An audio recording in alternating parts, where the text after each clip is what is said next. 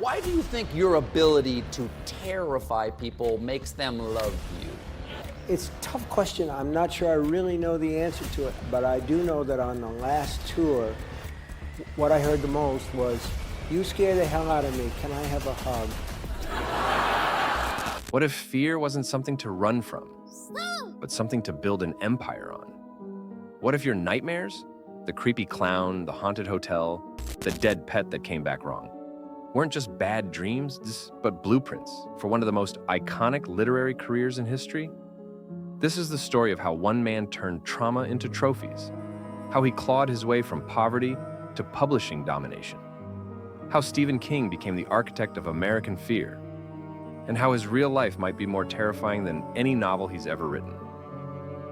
Let's begin where the monsters started. Stephen Edwin King was born on September 21st, 1947, in Portland, Maine. When he was just 2 years old, his father, Donald Edwin King, left the house to buy cigarettes and never came back. No phone call, no goodbye, just gone. Stephen's mother, Nellie Ruth Pillsbury, was left to raise Stephen and his older brother David completely on her own. The family bounced between Indiana, Wisconsin, Connecticut, and eventually back to Maine. They lived with relatives, they took government assistance, they struggled. And through it all, a quiet, sickly boy named Stephen read everything he could get his hands on. He loved comic books, he loved monster movies, he loved radio dramas like Suspense and Inner Sanctum, and he wrote constantly. His first original story, a rewrite of a comic book he liked. He copied it panel for panel, word for word. His mother, instead of scolding him for plagiarism, said, "You could try writing your own." He did. Around age 4, Stephen King experienced something he could never fully explain. One day, he went out to play with a friend near some train tracks. Hours later, he came home silent, pale, and shaken. Later that day, the family learned that his friend had been hit by a train and killed. Stephen said he never remembered the impact. He blocked it out completely. But something changed in him that day, like a shadow had been cast that would never fully lift. King has always said he writes about fear because it's the emotion he understands best. And he understood it early. By second grade, he was writing horror stories and selling them to classmates for 25 cents each. The school made him stop, but the seed had been planted. He wasn't just writing to scare others, he was writing to process his own demons. In his memoir On Writing, King said this, "I was a monster kid. The movies I liked were them. The Thing from Another World, The Blob. The books I liked were by Lovecraft and Poe and Richard Matheson." He was obsessed. Every Saturday, he'd watch Creature Double Feature on TV. He read science fiction magazines, dug into Edgar Allan Poe, and discovered horror writer H.P. Lovecraft, who would go on to influence King's style profoundly. Lovecraft's stories weren't just about monsters. They were about things beyond human comprehension. Cosmic horror, the unknown, the unknowable. That stuck with King. At just 13, he submitted short stories to pulp magazines like Famous Monsters of Filmland and Startling Mystery Stories. Most were rejected, but some were published. He was still in junior high. In 1966, King enrolled at the University of Maine at Orono. He studied English, wrote for the student paper, and voiced strong opinions on the Vietnam War. But behind the activism, he kept writing fiction. During college, he finished a short novel called Rage, about a school shooting. He wrote The Long Walk, a dystopian novel about a brutal walking contest. He wrote The Running Man, Roadwork, The Stand. All rejected. He submitted dozens of stories to magazines like Esquire and The Atlantic. Mostly they came back with rejection slips, and yet he kept writing. He graduated in 1970 and took a teaching job. Married Tabitha Spruce, a poet and writer herself. They lived in a trailer with 2 kids and barely had enough for groceries. King worked at a laundromat, drove a van for an industrial kitchen. And he wrote at night, usually on a makeshift desk in the laundry room, surrounded by detergent, lint, and broken dreams. Still, he pushed through the exhaustion. Still, he wrote, one night in 1973, King got an idea. A girl, unpopular, abused, bleeding in a locker room. Her classmates laugh at her, but what they don't know is that she has powers. That idea became the first few pages of Carrie, but he hated it. He didn't understand women well enough, he thought. The character felt flat. The story wasn't working. He threw it in the trash, literally. Tabitha King fished it out. She read it, looked at him, and said, "You've got something here. Finish it." So he did. He sent it to Doubleday. Weeks later, he got the call. They offered him a modest advance. Then something incredible happened.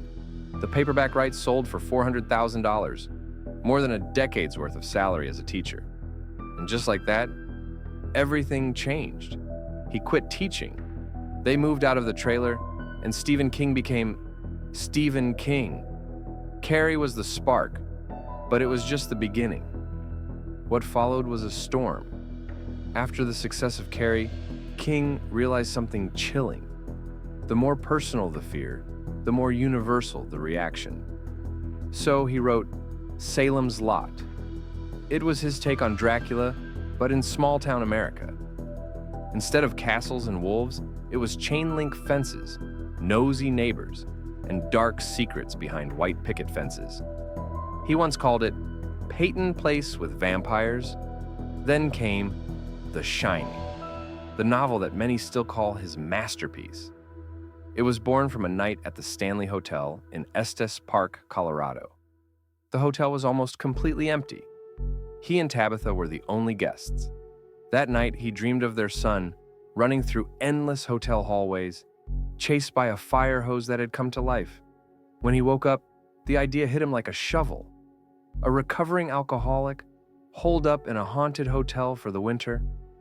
A slow descent into madness. A family caught in the storm. Jack Torrance wasn't just a character.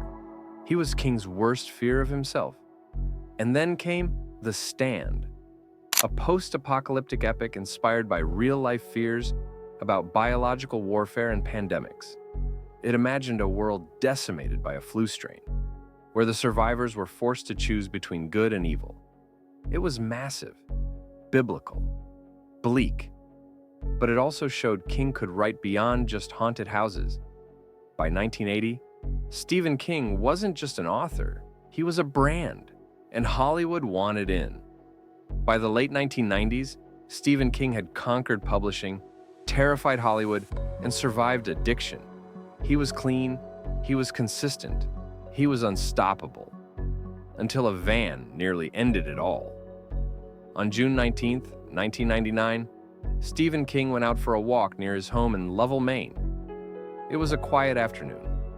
He was walking along Route 5, thinking about a new story, when a blue Dodge van, driven by a man named Brian Smith, veered off the road and slammed into him at over 40 miles per hour.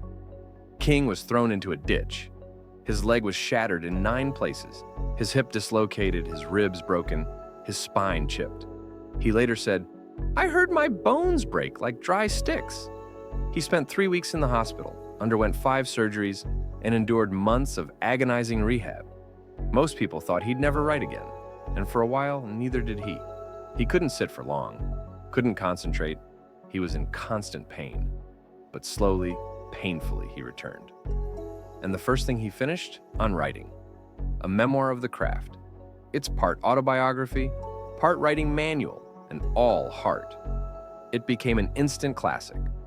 One of the most celebrated books about storytelling ever written. And it reminded the world, Stephen King wasn't done. Not even close. As the 2000s arrived, a new generation of fans discovered King, not through books, but through screens.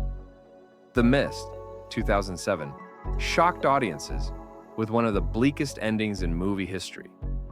Under the Dome became a TV hit. November 22, 1963, a time travel novel about stopping the JFK assassination, was adapted by Hulu. Gerald's Game in 1922 became Netflix films. It was rebooted in 2017 and became the highest-grossing horror film of all time. And streaming services couldn't get enough of the King catalog. HBO, Apple TV, Paramount Plus, and others have all optioned or released King adaptations in just the last decade. From Dr. Sleep to Lisey's Story to The Outsider, it's clear. Stephen King doesn't just write horror. He is horror. He once said, "We make up horrors to help us cope with the real ones." That quote now lives on t-shirts, Tumblr pages, and tattoos. And maybe he's right. So why does Stephen King matter? Why do his stories stay with us, decades after we first read them? The answer is simple. Because his monsters are never just monsters. Pennywise is fear itself. The Overlook Hotel is addiction and madness. The Stand isn't just about the end of the world. It's about what we choose when the world ends. Cujo is every parent's worst nightmare. Carrie is about trauma and repression. Misery is about being trapped by fame, by addiction, by yourself. Stephen King's genius isn't just in what he writes. It's why he writes. He gives shape to what we feel, but can't name. That's not just horror, that's art. Today, Stephen King has sold more than 400 million books. He's published over 60 novels, 200 short stories, and more essays and columns than even he can probably remember. He's won the National Medal of Arts, the PEN America Literary Service Award, the Bram Stoker Lifetime Achievement Award, the World Fantasy Award for Life Achievement, the National Book Foundation Medal for Distinguished Contribution to American Letters. And yet, he still lives in Maine. He still writes every day. And he still answers fans on Twitter with biting wit and occasional dad jokes. Even at 75 plus, he continues to release new novels like Billy Summers' Fairy Tale and more. When asked what he wants his legacy to be, he said, "I want to be remembered as a storyteller. Someone who tried to make people happy or scared and maybe made them feel a little less alone." Stephen King was the boy who never stopped being afraid, and in doing so, he made the rest of us feel braver. He turned a broken childhood into a writing career, turned addiction into allegory, turned nightmares into pop culture gold. He didn't just dominate bookshelves. He rewired the way we think about horror. He's been called macabre, morbid, even insane. But ask any fan, King doesn't write about death.